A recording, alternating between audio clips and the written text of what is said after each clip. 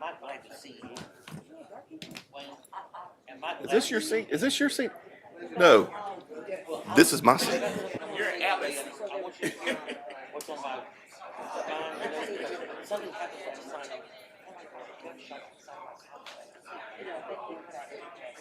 And they really upset me very bad. So we have to do something.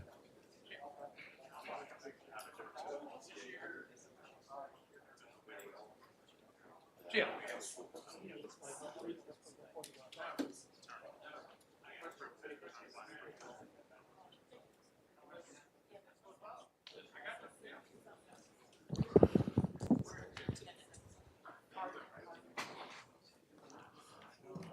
All right, we're about to get started. Since we're kind of on a tight schedule, if everybody would find their seats.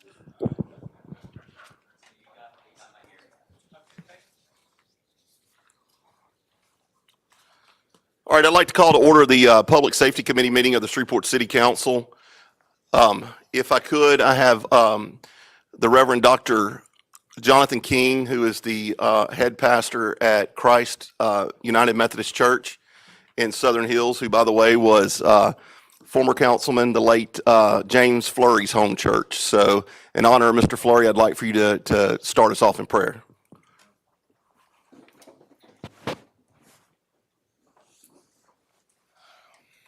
Let's pray together.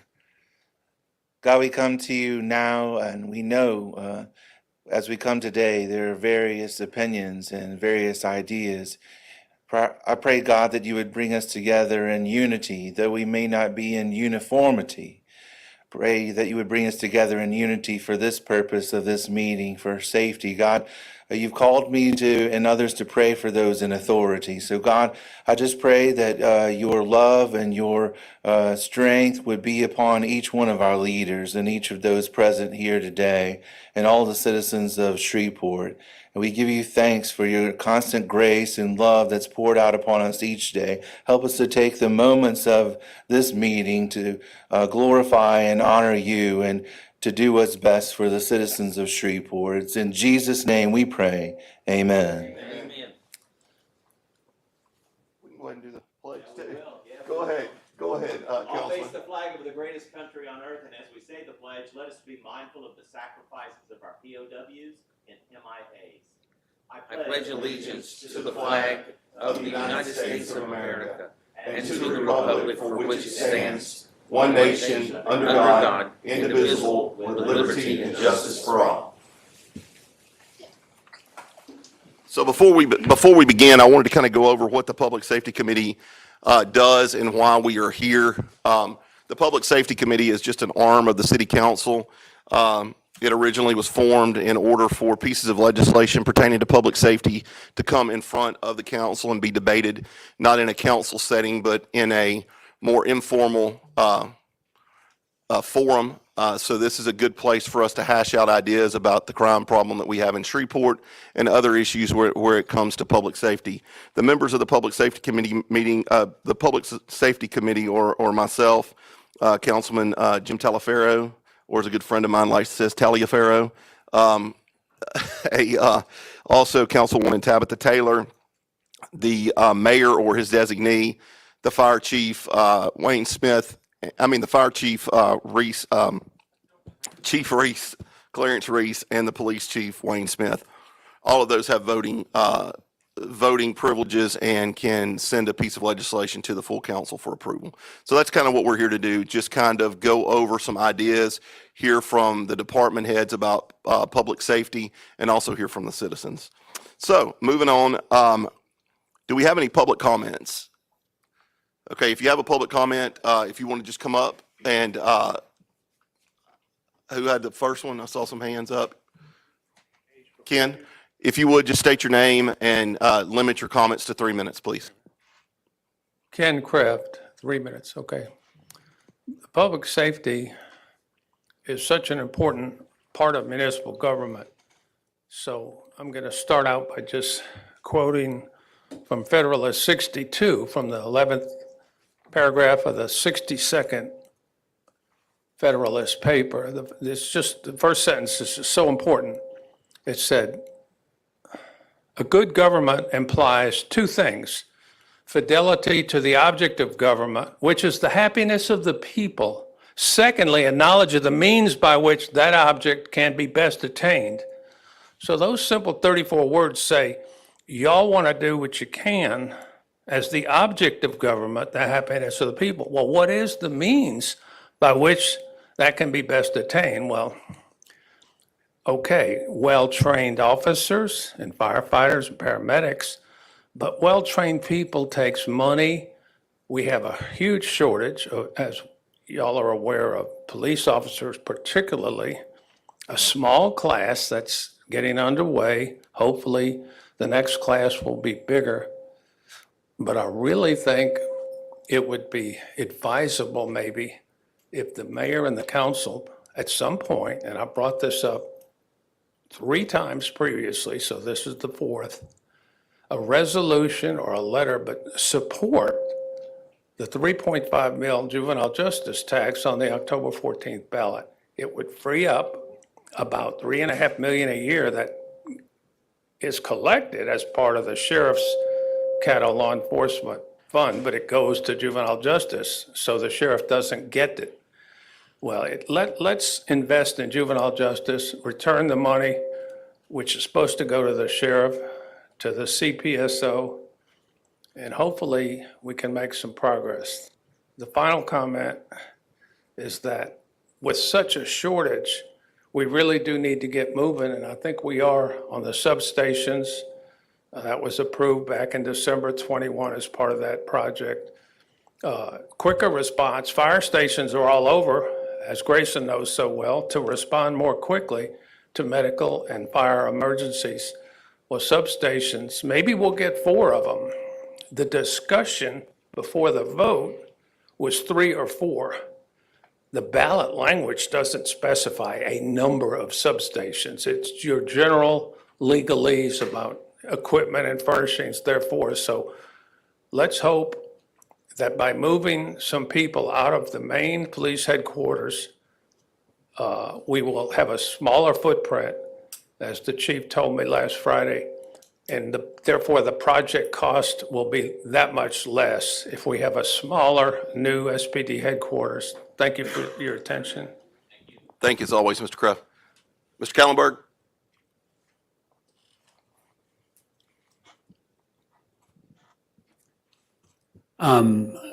Thank you for the, is that better if I just stay behind it?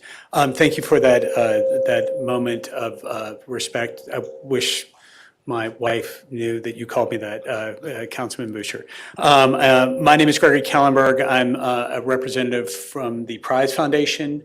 I wanted to discuss today, first and foremost, acknowledging that I know that this is a public safety meeting, and I know that this meeting is focused on hearing from the citizens and hearing about crime throughout our city.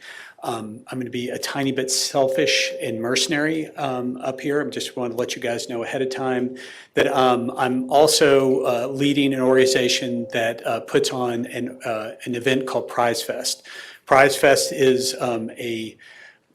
it's music and film and fashion and comedy and food. Thousands of people come down to Shreveport's downtown. And part of our initiative and part of our drive is really to re-energize downtown and bring people and show them what the heart of the city is all about. One of the things we are hearing from the people who are asking us about Prize Fest and about Shreveport's downtown is a concern about safety.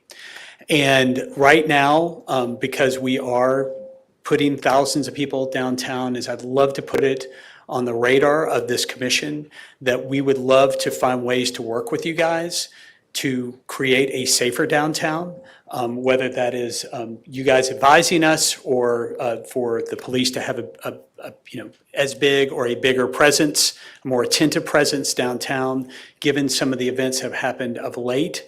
It is something that is, again, of grave concern to us because we're not moving Prize Fest from downtown Shreveport. Downtown Shreveport is our heart and it's our home, and we want it to be as safe as possible for the people that are coming to downtown for Prize Fest. Again, thousands of people who are citizens of Shreveport, And alongside that, thousands of people from outside of Shreveport that want to see this to help create a safer downtown.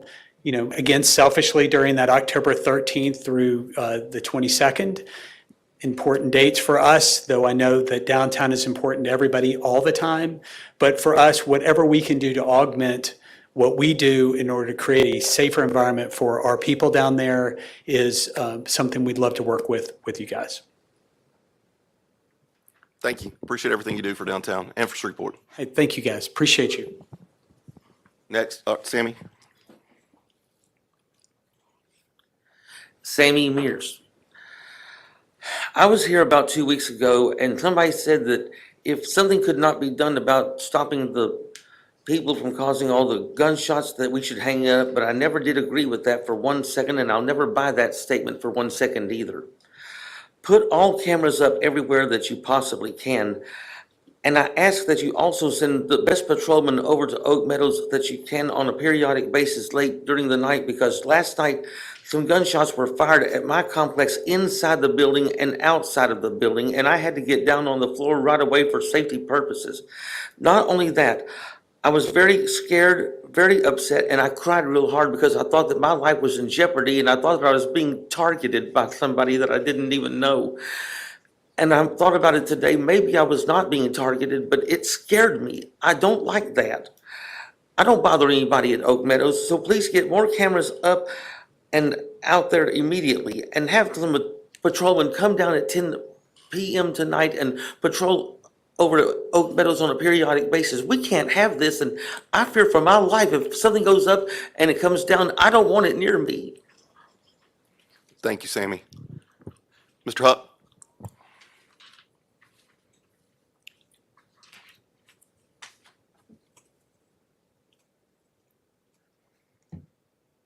You need my name and address, or? Just your name. Okay, Timothy Huck. Obviously, I continue to talk about downtown Shreveport and safety, but I want to come up with a suggestion to start out with the Real-Time Crime Center and the cameras. Liquor licenses are a privilege, not a right, and y'all control a lot of access to our licenses and what can go with our licenses. You already require us to have cameras. So it's not necessarily a bad idea to require our cameras to be attached to the Real-Time Crime Center. Add it to our license requirements. We're required to carry a liquor license. We're required to have cameras. Add the camera requirement to our liquor license, and now every bar in town has to attach our cameras to the Real-Time Crime Center. And y'all have that many more cameras and videos going on. Not necessarily a bad idea, something for y'all to consider legislation to create more safety. Speaking of safety, downtown Shreveport, thank y'all. Thank you, Chief. We've got more officers downtown than we need at the present time, which I'm greatly appreciative for. However, the hours that they're there, maybe not necessarily the best form of resources for downtown. I pull up at 9 p.m. and there's no customers at all in downtown Shreveport. And I look over and there's 25 police officers already set up in a location. Our hours that we really get going is 11 p.m. till that 4, 5 a.m. time. Possibly those resources, some of those officers could be on the street somewhere other than downtown, and then they're sent into downtown at 11 o'clock, 12 o'clock, and now you have a little bit better presence for the same resources that we're already using. Just a thought, but y'all can look at it and see, but I'm basing it off the fact that I'm down there every day, so I know when the people come in and when the people come out, and I love the fact that we have the officers. I love the presence they're doing. I love the job that they're doing at the present time. There's just a way that could possibly be better serving all citizens instead of just me personally. I'm always going to continue to say the noise ordinance and ask when are we going to use the dB meters that cost $6,000 that we spent a lot of money on, and when are the officers and everyone going to understand exactly what the ordinance says. The officers did a great job the last couple of weeks of starting to close down some of the illegal food vendors, but most of them don't even know what the licensing and what is required to be a legal food vendor. If they're on city property, they have to have a license through the DDA and they get one area. If they're on private property, they have to have a letter from the owner of that property given them. They also have to have their tax permits, their business licenses, and their health inspection. The police officers are going and checking them, seeing their health inspection and saying they're legal. Just because you have a health inspection doesn't mean you're paying sales tax, doesn't mean you have a city business license. So possibly some training on the officers so that they can know what is a legal business and what is not a legal business, because we shut down all the illegal businesses, turn down the music a little bit, and keep the enforcement that they've got going on right now. I think we're in the right direction for downtown Shreveport. Thank you. Any other public comments? Okay. Seeing none, we'll move on. So there was some legislation that was passed in the legislature that allows crime districts. There's one area of Shreveport who has set up their own independent crime district. Our council liaison has done a lot of research on this and has a lot of information, Mr. Ralph Johnson. And I'm going to turn this portion of the meeting over to Ralph and let him kind of explain to us what he knows about it. And also, you had some involvement in a similar district in Baton Rouge when you lived down there. So the floor is yours. Thank you, Mr. Chairman. Council members, we are talking about our neighborhood crime prevention, our statewide districts. Sorry. We have a lot of crime prevention neighborhood improvement districts that are around the state. In an effort to keep from having to individualize those, the legislature implemented a statewide neighborhood and crime prevention district process. And so that process allows us here in any of our neighborhoods to approach the local governing authority and ask them for the ability to start collecting signatures to start their own neighborhood crime prevention district. And so what we're looking at here, the appropriate governing authority would be the Shreveport City Council. So, for example, there are about 60 neighborhood crime prevention districts across the state, mostly in New Orleans and Baton Rouge. And so our municipalities have the ability to create those by coming to basically having each of those neighborhoods come to the council. So state law provides for the implementation of those districts. And those districts are governed under Louisiana Revised Statute 13-9121, which is the enabling procedure for starting that, as well as 1331 through 33, which is the election procedure to implement that district. It must be initiated at the neighborhood level by resolution of the homeowners association or the associations of the subdivisions that are going to be a part of that district. The local governing authority must then authorize collection of signatures for that petition, and they have 180 days to collect 30% of the signatures within the boundaries of the district. The election must be held either at the congressional general election or a gubernatorial primary election. The boards on those commissions consist of a minimum of 7 members. It may go up depending on the number of subdivisions that are included in there, because each member of the local governing authority that represents those boundaries, as well as each member of the House and Senate that represents those boundaries, gets to appoint a person to that board. The general provisions, basically you have a resolution that comes to the local governing authority from the neighborhood asking to create that petition or asking to collect signatures. The boundaries can be coterminous with those subdivisions, so you won't have different areas. It must be coterminous with that particular subdivision. So they usually, unless a whole subdivision is not included, it doesn't get to, one side of the street is in it, one side of the street is not. It's coterminous with those boundaries.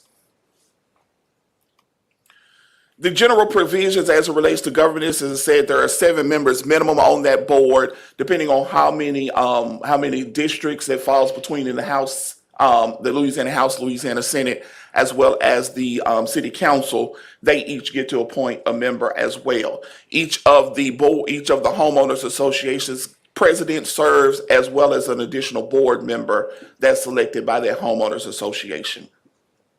If there is and all members must reside within that district. Any vacancies are filled by the means of original selection. They then get to ask for a parcel fee, which is included in the resolution that's sent to the city council. That parcel fee can be up to $350 per parcel, and that resolution will decide, the homeowners will decide whether that's just improved parcels or whether that's all parcels within those boundaries that are included in that fee. Some have a separate fee for commercial business, some have separate fee for residential. So that is possible as well under the ordinance. And they collect that fee just like normal taxes. So that's part of their annual tax bill, and that is remitted back to that agency. The owners of the property or the parcel are responsible for paying that fee. As part of that election process, there is the resolution that must be filed by them, which is inclusive of the name, the composition of the board, reference to the sections that govern this under the law, and then a request for the local authority to allow the collection of signatures, which is again 30%. They would designate a chairman and a vice chairman, sort of like any recall petition or any additional petition that we've had before, and then a list of precincts to be included in that petition who will participate in that election. So just a quick overview of the responsibilities of the homeowners. They develop the resolution with the required information according to the statute and submit that to the council requesting to collect signatures. They obtain the signature number requirement from the registrar. They appoint a chair and vice chair. They collect the petition signatures and submit that to the registrar within 180 days and file notice with the registrar and local governing authority as required. So the law requires them 3 days prior to the submission of that, the signatures. They're supposed to notify the registrar and the local governing authority that's coming, so they can do whatever staffing changes they need to do to be able to certify that petition within 15 days. The responsibility of the local governing authority: approve the resolution authorizing the collection of signatures. So that's the first step. To adopt a resolution ordering the election to be held for this purpose. And so that'll come after those signatures are certified by the registrar of voters. And then within 30 days prior to the election, to mail notice to each voter in the district, letting them know that an election is forthcoming. The responsibilities of the registrar: to provide a list of the precincts included within the boundaries. The registrar is required to prepare a precinct list as required by the statute, and they certify that petition within 15 working days after it's been presented. Questions? RJ? Yes, sir. So who is responsible for paying for the election fee? Would the homeowners association be responsible for paying for that election fee? It would come out of the city regular coffers, because that can only be one. There's no additional cost besides an election that we already have, because they have to be in a gubernatorial or congressional election, but the city would bear the cost for that. Okay. I wanted to bring this up because I think what's going on over in the Piermont area of town is, and I wish we'd had somebody here from that area. Councilman Talaferro can speak a little bit more on it, but they started a grassroots operation over there themselves. They are collecting it voluntarily, not by taxes, and so it's not necessarily this, but it could go into that. There's been a lot of talk in my districts amongst several different homeowners associations going in together and forming a district similar to this. I like the model of it because I worked for a fire district for almost 20 years of my adult life and 11 years as a fire chief, and it's very similar setup to that. A parcel fee is not a millage or a bond or anything like that. It's just a parcel fee per parcel. In Fire District 5, we had a $75 structure fee for fire and a $50 structure fee for EMS, I believe, when I left. I don't know what it is now, but it worked out very well and generated a decent amount of money. My question is, at that point in this district, the board would be able to hire, I would assume, off-duty Caddo Sheriff, off-duty Shreveport Police, or off-duty city marshals. They don't have their own police department. I don't think they could fund their own police department, number one, but they're the ones that decide when those officers would be working or deputies would be working. Is that correct? That's right, Councilman. They can choose to do that security with our police department law enforcement efforts. They can also do private security. It doesn't always go to security as well. They can do lights, they can do cameras, they can do anything related to security of that district. So if they want additional lighting in their neighborhood, they could cover the cost of that as well through the district. And so you've had, I've been involved with voluntary associations as well as those done by the crime prevention district. And again, it's homeowners. These are the folks who live in that particular area. They get to govern the direction of their homeowners association. These are your neighbors, so they know, what's going on in the neighborhood. They know what those needs are. So that board is governed by them. It's not governed by outside people. But it's governed by your own neighbors. So you have the ability, those meetings are public meetings. They're under the public meetings law. And so, every member of that district has the ability to speak in regards to what's going on in their district. So you could be looking at a district that gets together and says, okay, we're going to charge $350 per parcel, and then they have a budget, they work it out, see how much they want as far as prime times of crime or whatever, if they want it 24 hours a day. Or you could have one that says, okay, all we can afford is $50 a month, $50 a year, and that's what their budget is to operate. So it's not a one size fits all. It's from $0 to $350, right? That's right. And again, residential may have a different fee than commercial properties that are within that boundaries of the district. But yes, they can do any of those things. The budget, it could be as high or low as 25, high as 350. And it's a 10-year provision. So each 10 years, they will go back and renew it. What we have seen based on our research is this started in the early 2000s.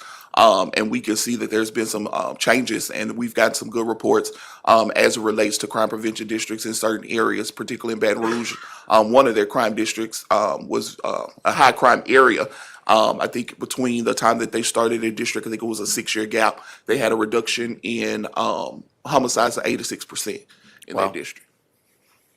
Well, I mean, I don't want us ever to try to replace our police department. I think the message that we took away from the last meeting was our police department needs help and needs some supplement.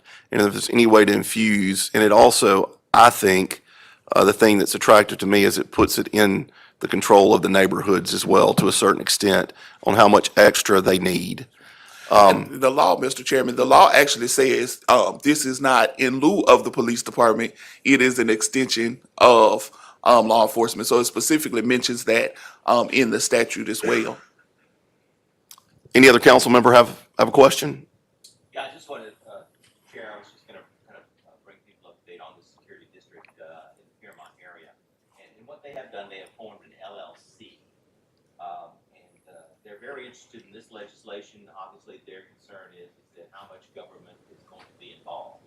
And obviously, they don't want any government entity managing their money or having any control of their money and so forth and so on. They have set the hours that their officers are going to be working, whether they're officers or deputies. They agree that their tax base is high and police presence is low. And so this is one of their reasons that they have implemented the security district is actually have more police presence, in their own neighborhoods.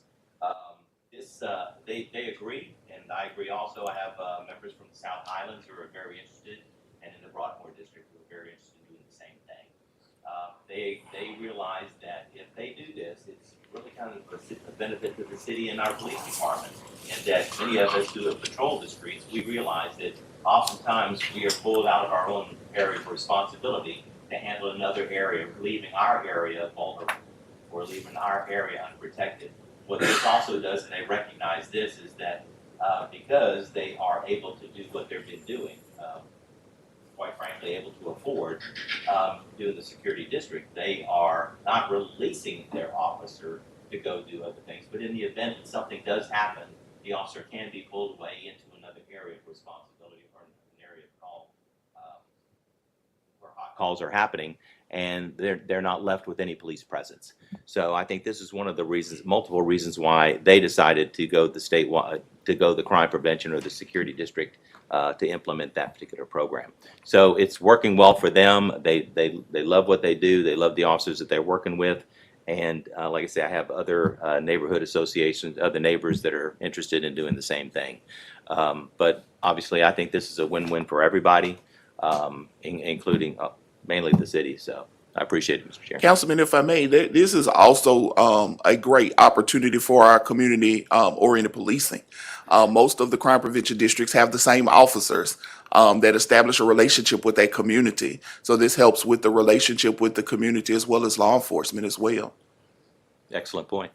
I'm assuming though, if there was a neighborhood, say Broadmoor or South Highlands or Ellerby or somebody like that, that in particular wanted to do this, it would have to be fast tracked for it to be on a ballot for, or is it that even possible?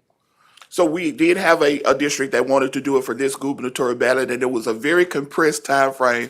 Manushka could tell we set up a timeline to try to help them get through it. Unfortunately, they did not meet it. Where we are right now is we have a congressional election that's coming up in 2024. And so if there's any district that would like to do that, that would be the next opportunity to get on the ballot. And I believe the deadline for that is July of next year. So if there are any communities that are interested, we do need to start that process, one, so they would have plenty of time to collect the signatures they would need to collect and to get all of their documentation in order to be able to bring it to the council. It'll have to be on our agenda before they can start to collect those signatures for that. So the congressional race is next year, right? Yes, sir. Mhm. Okay. I think that that's something that I would like to start getting the word out on as a council, that there is that option out there.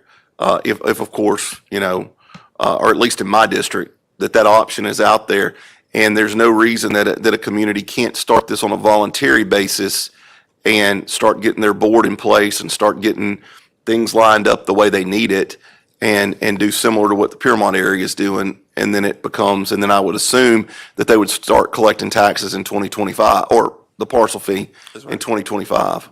So I believe December is when we collect the tax. So if it was passed then, was promulgated, yes, they'll start collecting taxes fairly short order.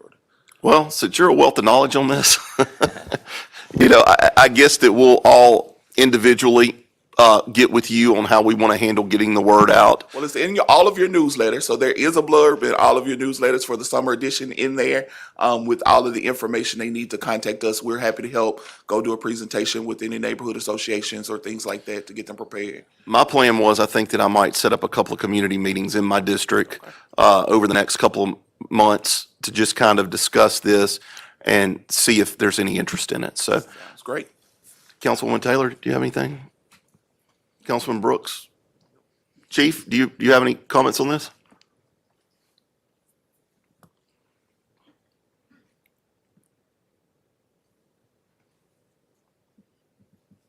And after this, you're going to be here for a while, so you might just get ready to stand a little while. Pull up a chair. I've listened to everything he said, and it sounds like a really great concept. I'd really be interested in learning more about it. It sounds like it's a great idea, if the resources are there to make it happen. So I'd love to hear more about it as time goes on. I would like, and I see Chief Long back there in the corner. I can barely see him behind the pole there, but I would like to know, since this Piermont district has started, how often the sheriff's office, because I know they're using strictly deputies, I believe, to do this, off-duty deputies.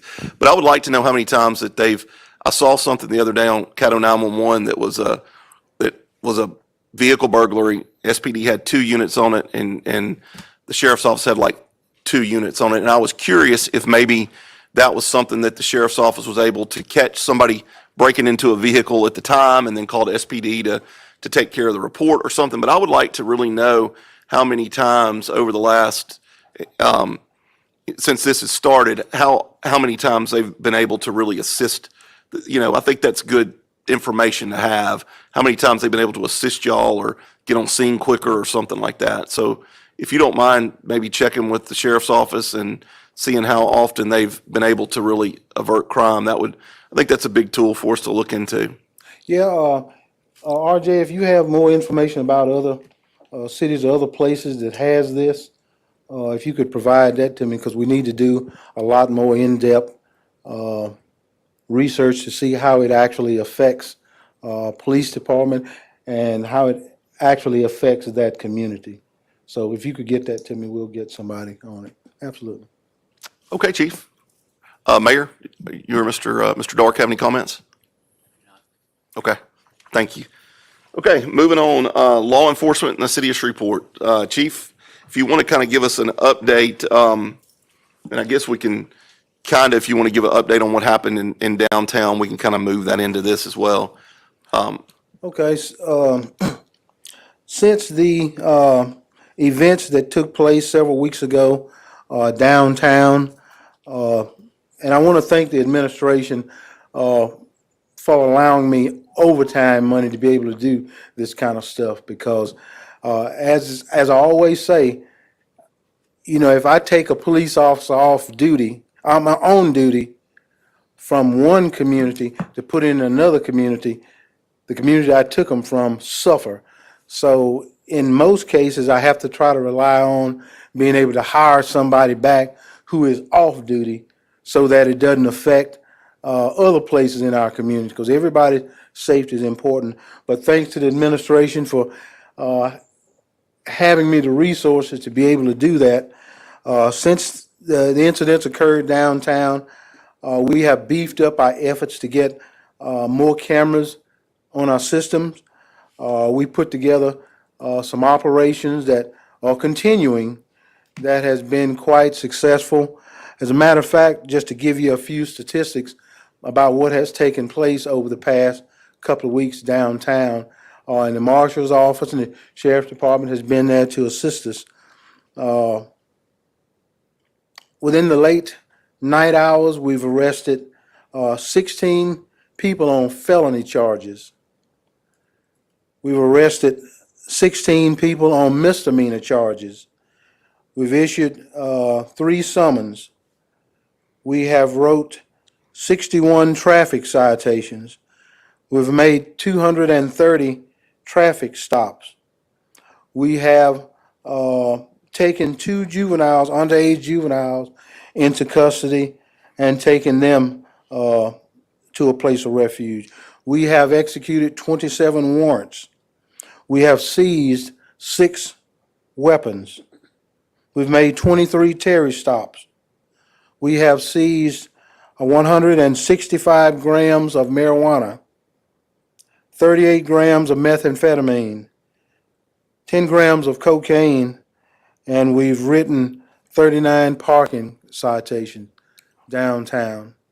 So each of those nights we have hired back somewhere in the range of 20 to 25 people off duty to come into downtown to work.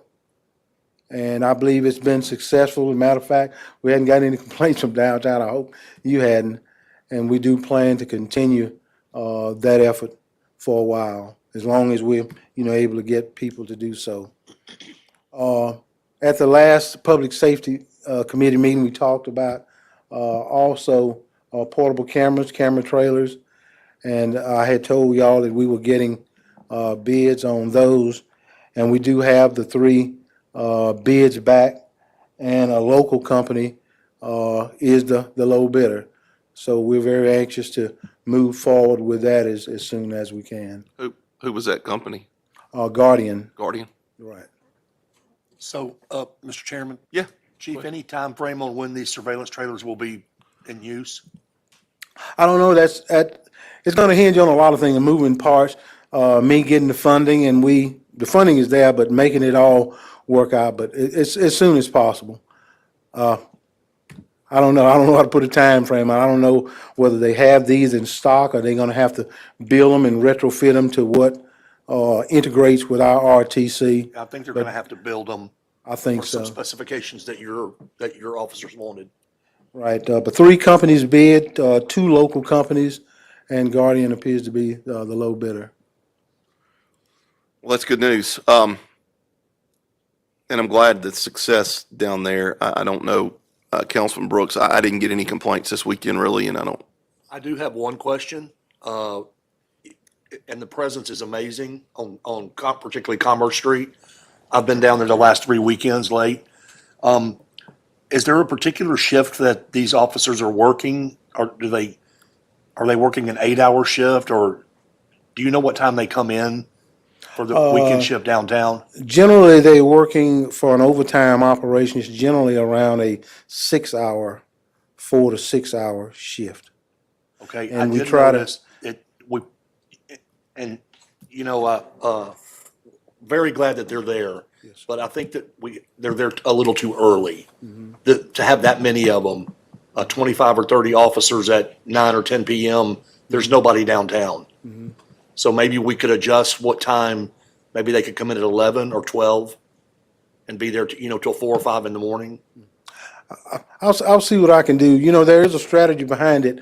Like at most events, you see the police officers are there early. Yeah, And the reason why we're there early is because we don't want anything to even be thought about occurring. It's to prevent something that could possibly occur from ever starting to begin with. So there's a strategy behind it, but I'll look into what you say. I would hate for us to share the times that you're down there too. I like the surprise aspect of it. I don't think we need to be sharing the times which you're not, but I like the way you kind of went around his answers, answering him, because I don't think that we need to be saying, okay, we're going to be here from, 8 to 1 on Saturday and Sunday.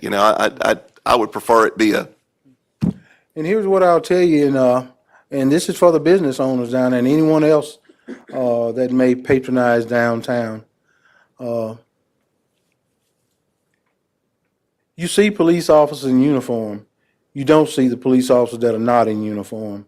So take that for what it's worth. Take that for what it's worth.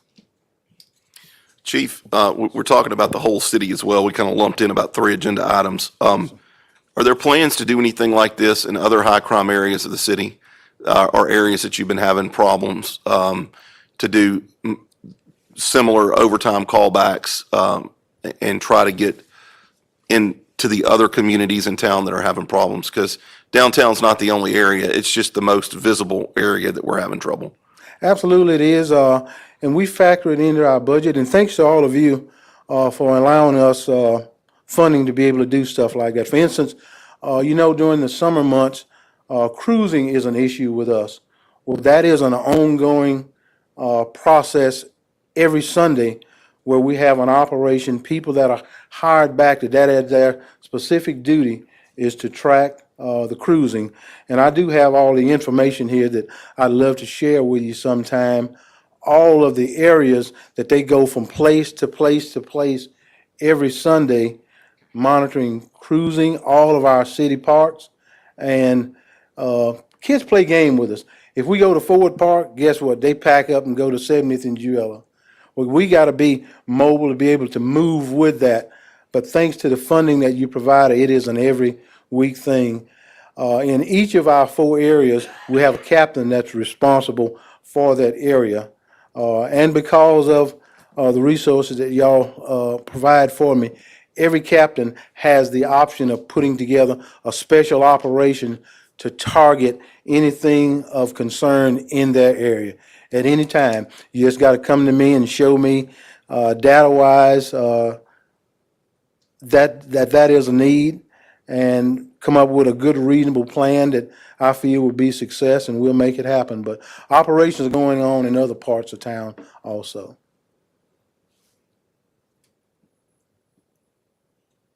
Anybody else have anything in relation to this? I just have a quick question.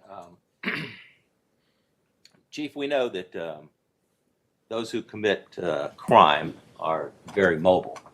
And what I would like to see, and if it's happening, it's happening. But I also know that when you implement a concerted effort to start stopping vehicles, you're going to get a lot of reward, so to speak. You'll put people in jail, you recover weapons, you'll recover narcotics. I'm not saying go out there and just target every vehicle, but obviously there are opportunities that I would like our officers to engage in, which allows them to stop a lot more vehicles, write a lot more citations, or at least identify the people in the car to put them in a place and a location and a time and so forth, that if anything does go down, obviously we know who they were. We've had this conversation about field interview cards and so forth. They're a valuable tool. Absolutely. Just as a traffic citation is a valuable tool for putting a person at a place at a certain time, perhaps when a crime has occurred or right before a crime has occurred. So I just like to just kind of say my piece and say, I'd like to see the stepping up, writing citations and/or just stopping vehicles for, legal purposes. I'm not here to violate anybody's rights, but I think we all know that our criminal element is very mobile Absolutely. now. And so if we focus on the areas which are high crime areas and we start stopping vehicles legitimately, then I think we will reap the benefits. Thank you so much for that. We will. As it's been said many times before, no one picks up the phone and calls or sends us a text message and says, SPD, I'm fixing to hurt somebody. We respond after the fact and try to pull everything together to bring the person responsible for justice. Chief, one of the items on the agenda is preliminary plans to combat crime. And I think we kind of hit on this a little bit on what we're doing right now, but what is the plan after this ongoing? Right now, we have additional officers that we're paying overtime to. Yes. We can't continue to do that on a long-term basis. I know to get things under control, we have to do it, but what is the long-range plan to continue this, to make sure that the progress you make using these officers, we don't backslide? Sure. It's a concerted effort, not only between SPD, but our other public safety officials also. And we have come together and developed a strategic plan that's going to be a long-range plan, and that effort is going to be to remove people off the streets who are responsible, partly responsible, or fully responsible for a lot of things that we can see. And that's going to affect our entire community. So that is ongoing. Matter of fact, last week had a good meeting with the special agent in charge of the FBI here locally, and some great things are happening. I ain't going to tell you much about it, but don't get caught in it. But things are going well. We got some plans. In addition to that, coming up pretty soon next month, to try to help with our personnel issues. And the president of that organization is here, so I'd like to bring him up, Mr. Peter. The North Shreveport Business Association, in conjunction with all of us here in North Louisiana law enforcement agencies, the city of Shreveport, will be sponsoring a career fair on North Market at Louisiana Technical College that we hope will become an annual event to showcase careers that the city of Shreveport has to offer people. Mr. Peter, would you tell me about that? So this is going to be billed the Heroes Career Fair. It'll be on September the 16th, beginning at 9 a.m. and will continue to 3 p.m. We're going to be inviting the entire community to not only come out, but to bring someone they know that may be interested in law enforcement. We have the Sheriff's Department that will be there, the City Marshal's Office, and the Shreveport Police Department, and they'll have different divisions out there. I know my nephew is currently dating a young lady who wants to do crime scene investigation, so I'm going to bring her as my guest that week and introduce her to the staff and let her go through a crime scene investigation stage that is set up. So I think it's going to be a great event to help bring awareness and to help recruit for these agencies, and then hopefully we make this an annual event. One thing that I might include in that, after hearing the presentation yesterday from the crime lab, they're in need of local scientists that can forensic people. That might not be a bad idea to involve them in yours. Right, and the North Shreveport Business Association is also being very proactive with the crime scene, the crime lab, getting cameras and commercial businesses hooked up to these cameras, and also getting the word out on the street to the homeowners in that area about the Ring doorbell cameras that we can also hook up to get to the capacity of 1,500 cameras that the chief is looking for. Well, thank y'all. Thank y'all for doing that. It just absolutely makes good sense. A few years ago, we tried an experiment, and our recruiters, both fire and police and sheriff, all year long, we go to job fairs, and you're competing against 30, 40, 50 other agencies. So we tried to have a job fair here in Shreveport out at our police academy. There were over 300 people that came that Saturday. But you know what the difference was? Everybody that came were coming for the Shreveport Police Department, the Shreveport Fire Department. They were coming for us, and we wasn't competing against Dallas, Houston, Fort Worth, Los Angeles, and all the others. And we were able to get great numbers for our fire and our police academy. So we're looking forward to doing this. And in addition to that, what many of you may or may not know, the airport police, that comes under the Shreveport Police Department. I'm 11 or so airport police officers short. I'm short 19 civilian positions. So as I told the community today, there are other needs to be done within the agency other than just through enforcement. We have a lot of civilian openings also, so we're looking forward to this. Mr. Chair. Chief, I have two questions for you. School starts tomorrow. And so we know that we're dealing a lot with juvenile gangs. And do you all have any parameters in place for that? We know that social media activity is going to increase. So are we looking at the software that is geared towards that? Yes, we are. That we will be able to learn and anticipate that language. That is correct. Yep. That is there.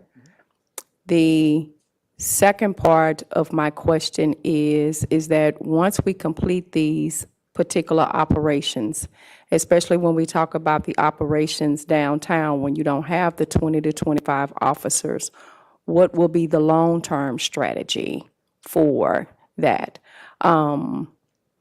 As we talk about the downtown area, because it's a tourist attraction, a lot of what we're seeing too is things that are happening in the interior part of our neighborhoods. And how do you all look to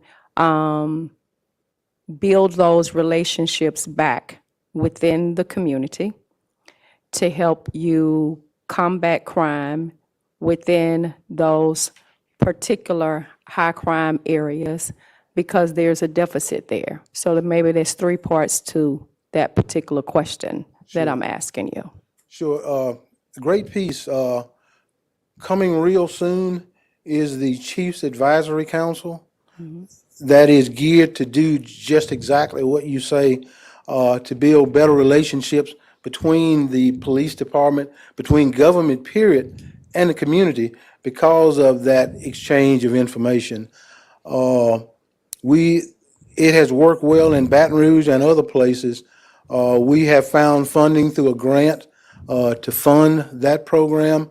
The company will come in and work with you, the council, and to mayor to select people in the community that has the community at heart to meet with me all day, once a month. And we talk about what the police is doing to benefit your community, what's happening in your community, how we can benefit you more. So we really think that that's going to make an impact. That's coming soon.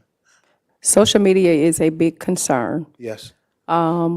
Again, some of the criminal element are not the smartest, but they do a lot on Instagram and Facebook, wherever else that they use that is out there.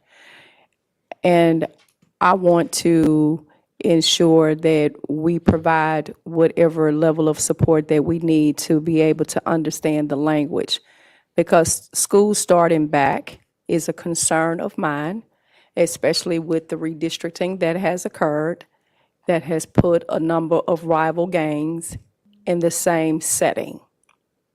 We are, some of that stuff, some newer stuff is on my wish list that I know we're going to be able to fulfill here pretty soon. I don't want to talk too in depth about our infrastructure and how we find out things, but everything that you talked about, I'm very familiar with it, and we're on it. Okay. And please let me know if you have any updates on the mass shooting. Got you, sure will. When we last met, talking about RTC, when we last met, we had 854 feeds, cameras coming into RTC at that time. Here, it's been 2 weeks, 3 weeks, however 2 long weeks. later. Now we have 973 coming in, so people are joining. Last time, registered cameras, we had 220. Those are some of the ones that's coming from the residents. And now we have 380. So interest really is picking up in that arena. We're looking for and finding additional places for cameras that's strategic, that'll be strategically placed to benefit us. So some things are happening. It's going to benefit us greatly now that we are going to be able to partner with businesses, not have to look for a SWEPCO pole. If there's a business there in the area, we can actually connect to that building. I'm looking forward to us moving forward at a much greater pace with the LPRs. We were promised an LPR for every site that there was a speed zone camera. And the city of Shreveport, without a doubt, has done their part, and we have done our part. And our vendor has not stepped up to plate and moved as quickly as they should. But we're gonna make that happen. What's the issue there? It's the vendor, it's not us. It's not a matter with the city of Shreveport, engineering, or anyone else. The vendor is not moving as quickly as they should. Is it the installer, or is it the vendor that we're dealing with? Which obviously we don't want to mention Blue Line, but is that what the issue is? They're ultimately responsible.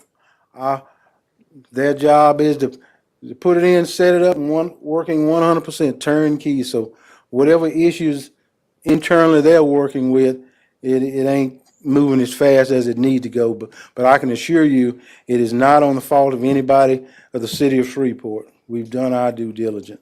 So I know Mr. Dark had discussed with us last time that there was an issue with some permitting and things like that, but that y'all had walked the contractor through it, and that should be, so we're 2 weeks down the road and we're still not anywhere closer.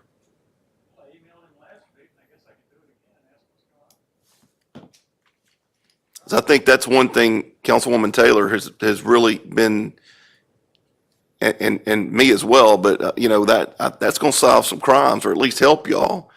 And I don't understand. I mean, I don't understand why we hadn't had any results. And because I know you started asking, about a month and a half ago? I don't either. We have some on our cars. We got some cars that's outfitted. I saw with those them. the other day, yeah. Yes, sir. We have some, and our trailers that we'll be getting will be outfitted with them. And there are some other local vendors that's been shared with me that's into this kind of business also, that I'm gonna contact and see, what service that they can provide us. I would be curious, these other local businesses, if we went and purchased a few from them, how quickly they could get them up just for our own benefit. So I would ask you and the administration to move forward and start looking at some other vendors to purchase some. I'm not saying a huge amount of them, but to purchase some and get them in these high crime areas. Like the license plate reader. Yeah, the LPRs. All right, will do. What happened with the permitting?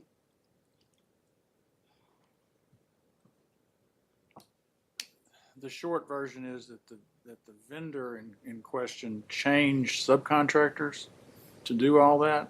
And the subcontractor that they changed did not do very well. And we had to pretty much just walk them one step at a time, how to do it. And that has not gone. I don't know why they changed. That's one of the things I'm about to ask him, because that seems to have been the issue recently. And that, from what I understand, I'm not going to name any names, but that contractor is local, correct? Yes. Okay. So it's not like he doesn't know where to put them. And see, one of the things was, we want things in a strategic place that beneficial to the city of Shreveport. Every place that there's a speed zone camera is not, an LPR would not be beneficial there when it comes to crime, if that kind of makes sense. But they told me, we'll put it wherever you want to. So we provided them with the list of locations that we wanted LPRs to go. And majority of them were not in a school zone. Well, I've said this before about the real-time crime center and about the LPRs. I don't care if they're in my district or not. I want them to go in the districts that are having the most, that will help y'all be able to get the crime under control. Absolutely. Thank you, So sir. I would like, if you don't mind, somebody update us by the end of the week on where we are and when they expect to start installation, because I want to send a message that we've been over backwards in so many cases, and I'm ready to see the fruits of that labor. It shouldn't take this long. Oh, I agree. I agree. Definitely agree. It shouldn't, are they requiring the same electrical poles, like with SWEPCO, or no? Are they No. requiring this, they're not? No, they What do stand require? alone, most of them, on a pole that they install on the ground. Or they can put them on their camera poles, can't they? Absolutely, they can. Yeah. Absolutely. Absolutely. Do we already have an agreement with the vendor already? Yes, it was part of the agreement for the speed zone enforcement that you get a speed camera and an LPR, 1-for-1. That was in that first meeting we had at the police station. But I'm saying, Remember that? have we For been, one. have we been in touch with the vendor? Absolutely. Mr. Dark even emailed him, I think, during the last public safety meeting. Emailed him about something else, but I am emailing him something right now that says, what's your sense of why we're having a delay in getting the license plate readers up and running? It's been our perception that the delay is on the fault of the installation contractor. Our council is asking for answers and a date when installation will occur.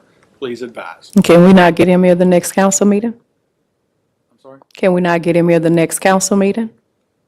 Probably. Let's see what the answer is, because that may. Yeah, if by the end of the week we could have an answer, but I also would like for y'all to start moving forward in these high crime Like areas. our answer and installation.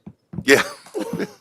I would like in these high crime areas, especially the agree. ones that Councilwoman Taylor has mentioned, let's go ahead and start looking at other vendors to put in. I hate to have to do that, but we can't wait on this Keep waiting. Pollyanna stuff. Right. Let's agree. move on. I agree, definitely. Mr. Dark, can you give me pricing too of how much it costs to install an electrical pole? Not off the top of my head, but I'll Yeah, find out. just when you can let me know, please. Did the question you asked me earlier today about the trailers, is that what he just answered, or what I answered when I sent you? Yeah, I don't know if they come at different prices, the trailer cams. I guess it depends on what you have them outfitted with. Are you talking I about would the one assume- like they used at the Good Times Festival? I didn't know what type they used at the festival. That's it. 'Cause Yep. I think those were like 80 to 90,000 Yep. on the original price. What'd your bid come in at? We got a bid for 89,000, a bid for 37,000, and a bid by Guardian for 35,000. Okay, well, good. So if you're looking What at, were the prices again, Chief? I'm sorry. Homeland Safety was 89,000. that's local. IVC was 37,000, and Guardian was 35,000. And pretty much what I'm looking at again is, I don't want to take the trailer cams away from Festival Plaza downtown, especially if we have something going on the riverfront. I'm looking at prices for festivals down there because I don't want for us to lack in that area with parades and whatever else that we may have going along the riverfront. I want to make sure that the riverfront is just as secure as our downtown area. And if we have to move those cameras away in other places, I want to make sure that we'll be able to do that as well. So I don't want it just to be a limit of 2 trailer cams. I want them to be, and so $35,000 is a whole lot cheaper than $89,000. Good, because, I mean, Yeah. what we're doing is we're assuming that when you do whatever you're going to do with the public safety fund allocation, that will leave plenty of money for him to begin doing that. And Right. since we introduced the ordinance, that'll pass in 2 weeks, and he should be able to make his order a few days thereafter. So Okay. Mr. Dark, how much of this newfound ARP money can be used for stuff like that? we're still trying to get a handle on exactly how much we have, and as soon as we get that number, we'll start trying to figure out where that can go. But the good news is I think the Public Safety Fund, no matter what incarnation y'all ended up in, We'll be able to cover it. is going to have enough money to do that. So In relation to this and public safety and the vendor that we were talking about, school starts tomorrow. Do we have an office at the police station yet? The room is there available, and I know Mr. Dark, or the mayor, one of you, sent them, comments that we have space available. I have not seen or heard from any of them. And I know Shelley and I, have talked about it, and we need to hear something from them. Come and look and tell us what you need, but, the coffee shop is available. as soon as they get an idea of when they're going to start something, I know Shelley and him have a wall or two to build, but those are minor things. That Yes, sir. shouldn't take all that long once we know when they want to start someone. Well, I hope everybody's cell phone's charged up and email is accessible, because starting tomorrow, we're fixing to get burned up with emails and how do you appeal and all this other kind of stuff. I Make wish sure they- you drive they'd the hurry up speed and come. limit. I wish they'd that? hurry up and Make come. sure you drive the speed limit. Yeah. School start, make sure you drive the speed limit. I wish they'd hurry up and come, because the hearings are held there Sure in you our drive the building speed also. limit, the kids are going to school. So the hearings are held at the police station? Yes, sir, they're held in our buildings, and, they're gonna begin to have more and more hearings. So I think it's more so important Yeah. that they have a presence, there. Well, I mean, I understand that it's a safety issue for our children. I understand that, but I also understand that there needs to be a way to remedy it, and having somebody here, which I think we made fairly clear to them that we wanted somebody here, is important. And I would like to see that office open, as soon as possible. I believe the program has been overall effective. We have 18 or 19 vehicle-related fatalities this year here in Shreveport, and none of them have been with kids or have been in school zones. They've been out on the open highway. So I think the program has been effective. Even I, driving down the street, even this summer when the school zones were not in effect, I would automatically think about it and be conscious of it. When I don't care if approach it's any flashing or school. not. I'm going down to 25 miles an hour. I can tell you that. Absolutely. And I tell you, the sign that you stayed on that was registering the speed, It's been ingrained. yeah. And that's why that was left on, to keep it ingrained in people's minds so you wouldn't forget about it. Well, thank you. Thank you for that update, Chief. And Mr. Dark, if you don't mind, if you get any more information about that, I'd appreciate it. Does anybody else have any questions for the Chief? Councilman? Follow-up things. So we do have some opportunities for civilians to gain employment through the police department. Absolutely. 19, as a matter of We have the fact. same opportunities for retired officers That is correct. actually help you out in more areas than just filing and so forth. So, We had positions slotted for 10 retired police officers that could come back to work part-time and take desk jobs or fill the place where a police officer was, and we put that officer on the street. So now if you call the desk, the patrol desk, the chances are good that you could be talking to a retired person, and that desk sergeant is put back in other how do duties. we advertise for those? Are those on our city? I don't know. How do we let officers know that there's an opportunity out there for employment in those officers that have been retired? We posted it on Facebook, advertise it like that. We just got 2 new positions, so we'll have 2 more openings. That's fine. Okay, I don't know if it's, I mean, I'm sure that Angie's she's always on top of stuff. Absolutely. I think it'd be beneficial if we put it right there with the other employments, maybe. I don't know. What do you think? Sounds good to me. All they have to do is just maintain their post-certification. Maintain their post-certification, because, they're in critical spots, but, Sure. like the, wasn't vehicle for hire. It's several places we've hired them back. Matter of fact, we have retired officers now doing background investigation where, which used to be an on-duty person. I was like, with officers, speaking of what, this is has to do with the range. And so as far as maintaining my post certification and qualifications, Shoot. no issues with those at all? Go shoot. All right. Crossing guards, since we're talking about schools, I know that you've advertised for additional crossing guards. And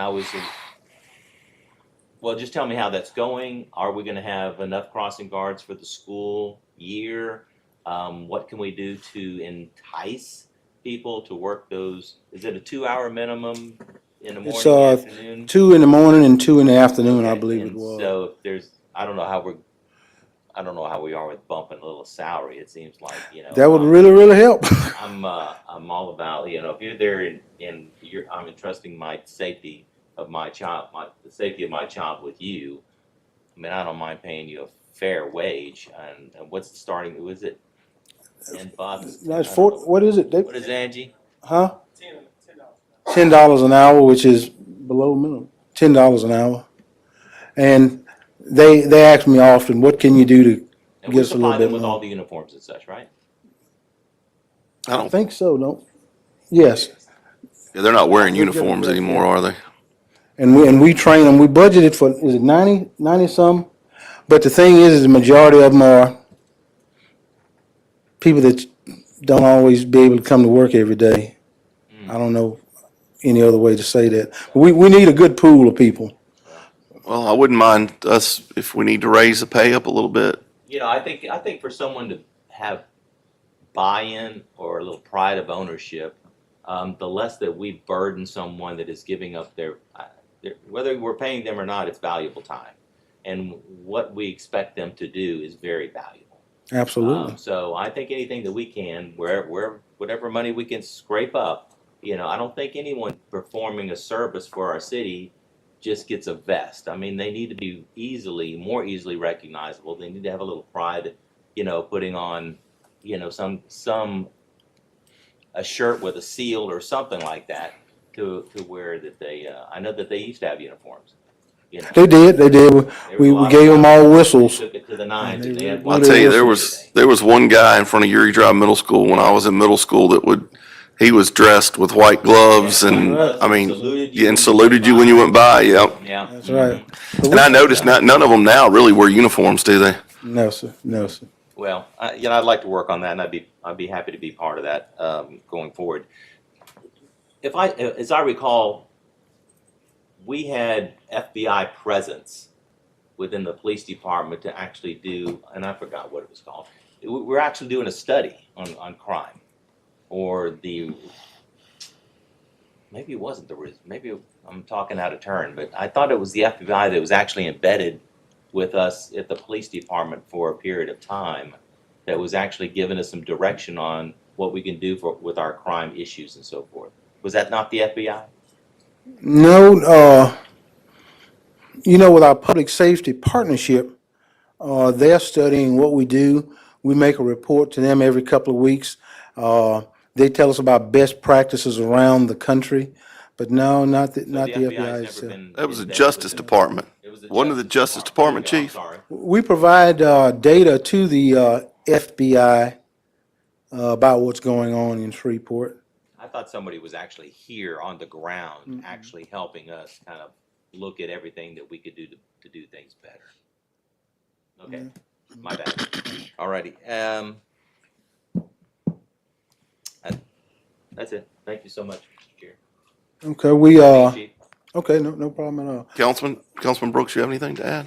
No, I'm good. We have a mounted partner that's getting ready to be retired. If any of you would like a You ain't mounted supposed to say partner that. at your house, just let us know and we'll We get had a you. deal. Huh? We had a deal. We still got a deal. Yeah, we got one of our mounted partners having some joint problems that's, we can't fix medically, so it's time to Retire. send him out to pasture. Speaking of mobile, Yes, sir. mobile command center Yes, sir. update?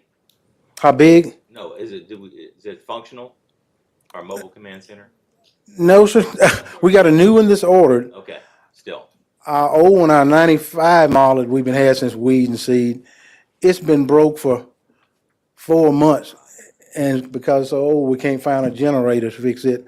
So we got a sport train bus that me and another officer built, and we've been using our sport train bus. That's what you see downtown each time. And, go ahead, sir. What about the sheriff's office RV? We are in possession of it, and it is at the sign shop, I believe, getting the decal put on it, but it is in our possession. Good. And we will have it online before long. Okay. I think that's it for right now, Chief. All right, thank you. Thank you for the updates. I missed something. I got new glasses and I couldn't see it, so I apologize. I need to make a motion to accept the minutes from the July 25th meeting. So move. Second. All in favor? Aye. Opposed? That motion carries.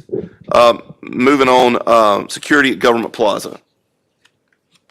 Mr. Dart, I think you're the man of the hour on that one. Well, actually, Shelley Regal and Russell Delancey are probably the people who know more about it. But since you all, since I apologized last time for not getting this to you, we had a really productive meeting with Shelley and Russell and the risk manager and some of the risk manager's folks to talk about what might be done, and I believe they have some things they want to present to you. Awesome. Thank you, Ms. Regal. Floor is One yours. thing I would suggest, this is all a little abstract till you think about it. When you get the opportunity after you hear this from her, walk yourself through what she described as you walk outside out there. And if you have any questions, we will be glad to get her or Russell back with you, so we can so you kind of visualize what's there if you see it better that way. Okay. Thank Good you, Shelley. afternoon, members of the Safety Committee, Mayor, Tom. Thank you for having us. I'm Shelley Regal, the director at SPAR. Russell Delancey is the city's architect, a member of our SPAR staff. If you don't know him, he's a very valuable part of the team at the city, constantly saving the city a ton of money. So we're very happy to be here. This has been a conversation we've been having for a long time about the security here at Government Plaza. And I do think after lots of thinking and lots of different ways that we propose security, we may have come up now with about our 6th or 7th plan that we think actually will work and will look aesthetically pleasing to people coming still to Government Plaza. You know, this is the people's city hall, and we do want it to look that way, but we also want to be conscious about the need for security in a government building. The first thing that's going to happen is if you haven't used the garage door in a while and heard it when it goes up and down, it was hit several months ago. It needs to be replaced anyway. But one of the things we'd like to do first is figure out how do we secure the garage. So we talked that through. We'll be replacing that door downstairs, or we're proposing to replace it with what they call a rapid opening and closing door. It can go up and down before the current door can go up. It's a very fast, rapid door. It would have all new controls, so everybody's clicker wouldn't work anymore, so all those would be inventoried better. They would be issued. You used to have a hang tag to park in the garage. We'd issue those out. We used to issue 2 of those per car, so that if you were using a different car a day, you could have a different hang tag. And we would secure the basement was our first thought. How do you secure the basement? So with the door, you would keep the basement closed all the time. We might do a morning time when 7 to maybe 8:30 or 7:30 to 8:30 where we kept it up, but most of the time, all the rest of the time it would stay closed. The other suggestion that came from talking to employees, talking to some people, some coworkers from the parish, at the parish commission office, is that there's an exit door at the back to the alley that a lot of people use to go outside, and they'll prop it open. You know, they'll use a rock, they'll use a brick, they'll do something like that, is to actually make that a door that has a card reader so that it can close behind you, but yet you can get back in. It'll also help people in this building if they want to go downtown. They don't have to go to the front of the building, they could still go out the back of the building. So making the garage secure was the first thing. Then as you come upstairs, we thought of all kinds of ways to make it hard to secure the elevators and to secure the floors that the elevators serve. We had all kinds of different things, but what we've come up with is we'd like to do a glass storefront across the elevator from the garage elevator across to where the security desk is, basically. And that would be secured at all times, require a card reader to get into. And then we would have one that was a public entrance in that glass front where you would check in and check out. Right now, you can come in this building, and if you leave, you leave. If you don't, we don't know. And so this would give us a way to check people in, check people out. You would have a visitor's card. The elevators would lock down to card access only. That's one of the reasons we purchased that system, was to make it more secure in the front. So we would do that across the front. There'd be some cameras. You would have a metal detector at that door. The sheriff, it would require one sheriff to come inside in case there's, somebody goes off in the metal detector.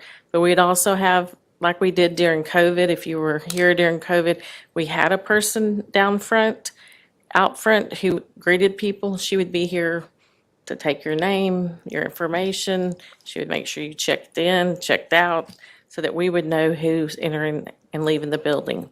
The other place that's always been very vulnerable for security reasons is the cashier's windows and permits. So in our plan, we'd also have a storefront near where as you go around that hallway coming out of permits, it would be an exit-only door, glass front, so permits could see if there, people coming and going. We would fortify a little bit better the cashier's windows, and then there would be an entry door into the cashier's area, but not an exit, because there would be a card reader on it. And so we hope that those things, by implementing those things, make the area much more secure. It will make it harder, if you will, to easily access any floor, maybe make it easier to use our elevators, because we'll be helping you. You come to visit and you want to go visit someone on the 5th floor. When you check in, she'll make sure you get on the right elevator to the 5th floor. The only way to get out when you shut the elevators down that way is the only place you can go is the lobby. So we've had a lot of small incidents, as you all are aware, in Government Plaza over the last 5 to 6 years, and there's probably past time that we've been needing to do this. We'll also be doing some changes to people's suites. I think some of the things that our employees in Government Plaza find uncomfortable is they don't always know who's at the door because they can't see anybody out the door. So we've met with City Attorney's Office, we've met with the council office. We've also been talking, I know, to HR. One of the things we've done on our floors, it's still the wood door, but it has a glass front in it, and it makes it, at least you can see who's at the door if for some reason they were to get in some way and get to those suites. I think it makes them feel a little more comfortable being able to see. If you go to purchasing, for instance, they have glass sidelights so they can see who's coming to their area. When you get off on engineering, it's open with somebody there. This will help make those other suites more secure too. So that's kind of in general what we're thinking about doing. As you all know, that we only own 73% of the building, so this would have to go to our joint committee with the parish to be approved. We did meet with their staff, including Jeff Everson and some of their maintenance staff last week, just to kind of start talking about it with them to see if there was anything they thought, oh, that just can't work. They seem to think this plan might be the best one we've come up with yet. And so the next step would be to take it to that joint committee of the parish and the city so that we can then move forward. We have estimated the cost of the project to be between $100,000 and about $115,000, depending on how many additional cameras we do. The biggest piece of that is the garage door, $35,000 for the garage door. We're going to have to buy a garage door anyway, but this way it can be one that's useful to secure the building. Councilman Taylor? Thank you. You're welcome. Thank you. I actually agree with you. Thank you, Councilman Butcher. This has been long overdue. As you said, the security of the employees here at City Hall and for the parish has always been of great concern for me. Again, you can't ever say who's going to walk through that door, who has an issue with anybody in the building, what someone is thinking when they walk through the garage, because everything is just open. So I think that this provides that layer of security that is needed for the protection of you all that works here on a daily basis, and especially for the cashiers. You can't say who's not going to walk up and want to take some money. They don't really care. Some people don't care about law enforcement. I felt bad for the young lady walking with the cash bag at Brookshire's the other night and got robbed. So I just don't want that to be the case. If you have somebody that's disgruntled or, just having a bad day or whatever the case may be, I just want every measure in place to make sure that everyone who walks in this building is safe. Yes, ma'am. I agree 100%, Councilwoman. I want it to be, it's the people's house and we want it to be open to the people, but we also, for not necessarily for us, but the people that are here, we're here, I don't know, not very many hours a month. But there are people that work here. And, I had a lot of people saying, well, you're just trying to stop people from coming. And that's not the case. We just living in a world where we need to make sure that our employees are protected. And that's what it's about.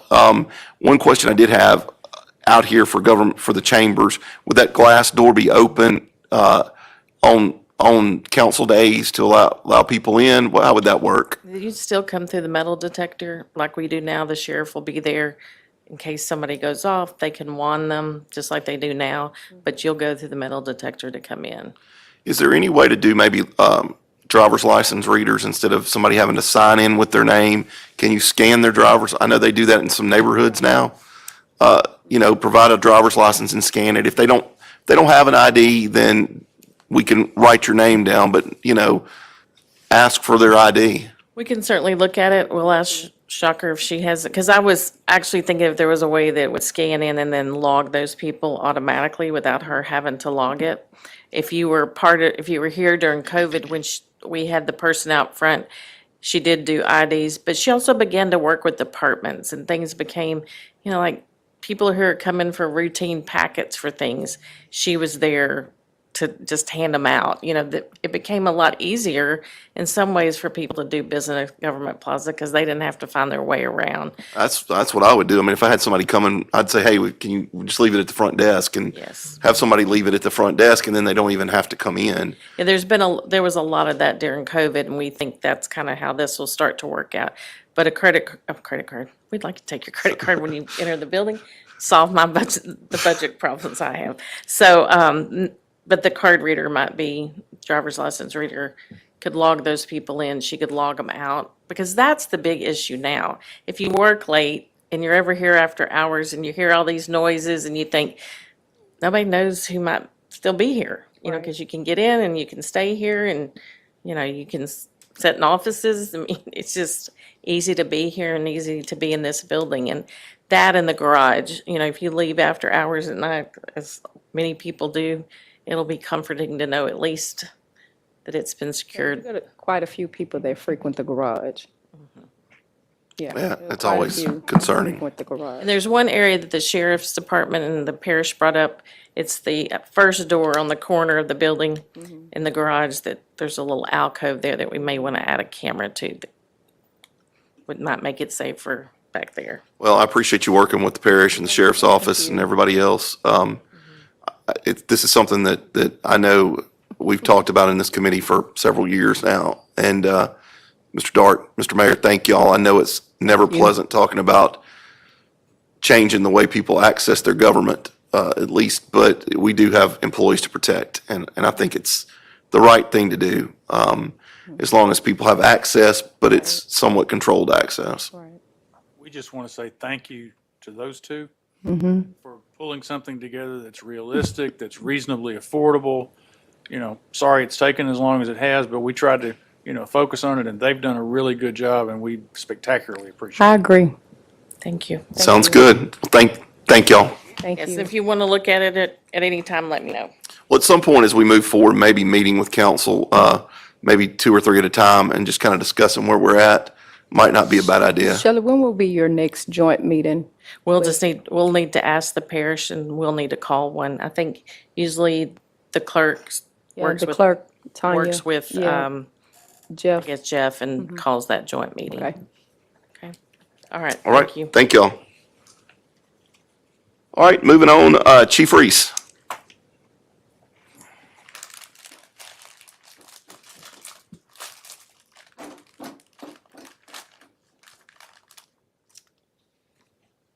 Chief, thank you. You had an eventful week last week. Absolutely. So we just want to get a little bit of an update on Fire Station number 20 and where we are. And then also, and Shelley may not want to, Shelley's still here? No. I want to make sure that we're not having these problems. I think one of the things that myself and Mr. Dark said at our meeting we had last Wednesday at Station 20 is I don't want to see us get to this point again. So, I mean, where are we right now with 20? Right, so as you're aware of, those crews have moved to the port office. That fire station has been preserved so that the environmental hygienists can do what they need to do to find out what exactly is in that station. I would have to refer all of those questions or defer all those questions to the city attorney's office. But right now, those guys are set up at the port the best that they can. We're looking for, we're in discussions with Mr. Eric England.